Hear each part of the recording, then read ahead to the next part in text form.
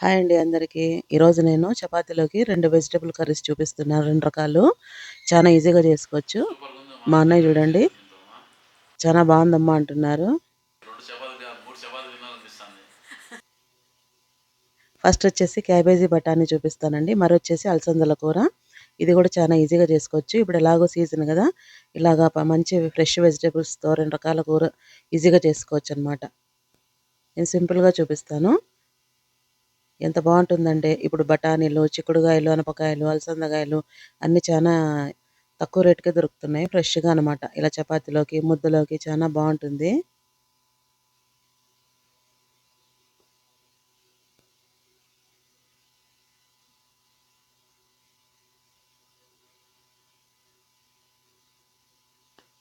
First వచ్చేసి cabbage curry అనమాట. ఇక్కడ వచ్చేసి నేను లేతది తీసుకున్నాను.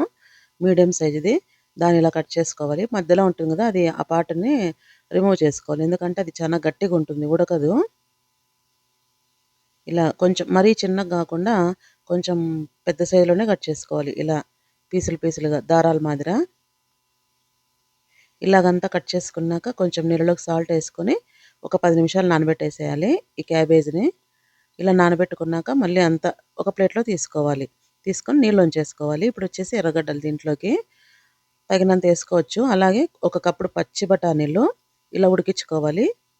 అంటే ఒక 50% ఉడికించుకోవాలి. అలాగే ఆలు అనమాట. ఇలా పీల్ చేసుకొని మీడియం సైజులో కట్ చేసి పెట్టుకోవాలి 2. చాలా బాగుంటుంది ఇలాగ ఆలును, పచ్చి బఠానీ అన్నీ వేయడం వల్ల. ఇప్పుడు కడాయి పెట్టేసి ఆయిల్ వేసుకొని ఆవాలు, జీలకర్ర, పచ్చికరివేపాకు ఇవన్నీ వేసుకున్నాక కట్ చేసుకున్న ఎర్రగడ్డ పీసులు, అలాగే పచ్చిమిరపకాయి, ఆలు ఇవన్నీ మగ్గిచ్చేయాలన్నమాట. పచ్చిమిరపకాయ ఎందుకేసానంటే కొంచెం కారం పొడి కూడా వేస్తాను. బాగుంటుంది అది కొంచెం ఇది కొంచెం వేయడం వల్ల. అలా కొంచెం సేపు కలబెట్టగానే కట్ చేసి పెట్టుకున్న క్యాబేజ్ వేసేసుకొని పైకి కిందకి కలిపెట్టేసుకొని మూసిపెట్టుకోవాలి.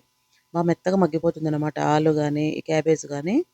ఎర్రగడ్డ వేసాం కదా, దాంట్లో ఉండే మాయిశ్చర్కి బాగా మెత్తగా మగ్గిపోతుంది. అలాగే కొంచెం సాల్ట్, పసుపు తగినంత వేసేసుకొని మూత పెట్టేసుకుంటే గిన చూడండి ఎంత నీళ్ళు ఊరినాయి కదా. ఒక 80% ఉడికాక ఉడికించుకున్న బఠానీ అలాగే టమోటా వేసి కలిపెట్టుకోవాలి. బాగా గుజ్జుగా వస్తుందనమాట ఇలాగ ఉడికించిన బఠానీను పచ్చి టమోటా వేయడం వల్ల. అంతేనండి. తగినంత కారం పొడి, అలా గరం మసాలా వేసేసుకొని ఇంకా దించేసుకోవడమే. బాగా గుజ్జుగా ఉంటుంది అన్నంలో తినడానికి కానీ, సైడ్ డిష్గా లేదంటే చపాతీల్లోకి చాలా బాగుంటుంది.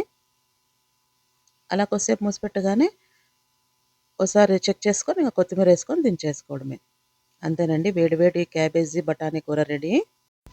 ఇప్పుడు ఈ క్యాబేజీ బఠానీ కూరలోకి వేడి వేడి చపాతీ చేస్తున్నానండి. ఇలాగ బాగా 4 మూలల ఎర్రగా కాల్చుకుంటే గిన క్రిస్పీగా భలే ఉంటుంది. లేదా ఫుల్ కాలైనా కూడా చాలా బాగుంటుంది. నేను ఇక్కడ వచ్చేసి 2 కూరలు పెడుతున్నాను. ఎందుకంటే చాలా లాగ్ అవుతుందనేసి. ఎందుకంటే 3 నిమిషాల లోపల ఉంటే షార్ట్స్ అవుతాయి. పెద్ద వీడియోలు అయితే కొంచెం వ్యూస్ పెరుగుతాయనేసి. కొత్తగా చూస్తున్న వాళ్ళు సబ్స్క్రైబ్ చేసుకోండి. మరిన్ని మంచి రెసిపీస్ పెడుతూ ఉంటాను. నెక్స్ట్ వచ్చేసి ఇక్కడ అలసందల కూర చేస్తున్నాను. ఇలాగ ఫస్ట్ చెక్ చేసుకోవాలి. పుచ్చిపోయినట్టు ఉంటాయన్నమాట, పురుగు పట్టినటివి. ఇలాగ ముదిరినటివి అయితే గిన కొంచెం కూర బాగా ఒదుగుతుంది. ఇలాగన్నీ ఒలిచేసుకోవాలి. ఉడికేసుకోవచ్చు. మా సైడ్ అయితే ఇవి ఉప్పేసి ఉడికేసుకొని ఒలుచుకొని తింటాము. చాలా బాగుంటాయి. అలాగ ఒలుచుకున్న వాటిని ఒక గిన్నెలోకి వేసేసుకొని ఒక కడాయి పెట్టేసుకున్నాక స్టవ్ మీద కొంచెం ఆయిల్ వేసుకొని జీలకర్ర వేసుకొని నేను చూపించినవన్నీ మిక్సీకి వేసుకొని ఈ పేస్ట్ నూనెలోకి వేసుకొని బాగా ఎర్రగా వేయించుకోవాలి. పచ్చివాసన పోయేదాకా ఆయిల్ రిలీజ్ కావాలన్నమాట. అప్పుడు బాగుంటుంది పచ్చివాసన రాకుండా. అలాగ వేయించుకున్నాక ఒలిచిపెట్టుకున్న అలసంద గింజలు, అలాగే ఒక వంకాయ, ఒక ఆలు ఇలా కట్ చేసి ఆలును కొంచెం పెద్దగానే కట్ చేసుకోవాలి.